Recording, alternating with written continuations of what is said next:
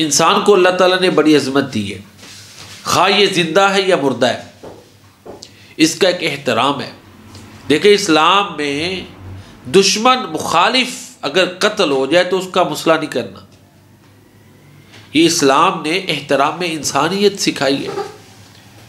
फिर अल्लाह के रसूल सल्लल्लाहु अलैहि वसल्लम का फरमान है कि मुर्दा इंसान की हड्डी तोड़ना ऐसे ही है जैसे ज़िंदा इंसान की हड्डी तोड़ना है।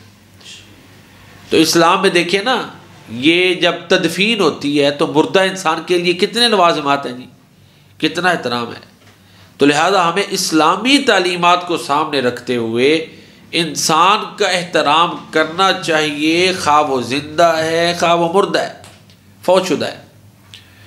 तो फौतशुदा का एहतराम भी इस तरह ज़रूरी है कि उसको इस्लामी तरीके के मुताबिक दफन कर दिया जाए, और फिर उसके लिए मुसलमान है तो नमाज जनाजा पढ़ी जाएगी, उसके लिए बाद में दुआओं का सिलसिला जारी रहेगा।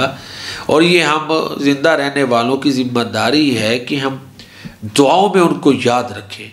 तो इस्लाम एहतराम इंसानियत का सबसे बड़ा अलमबरदार है, इसकी तालीमात से यहाँ होता है। अल्लाह ताला हमें इस्लामी तालीमात पर अमल पैरा होने की तौफीक अता फरमाए। आमीन या रब्बल आलमीन।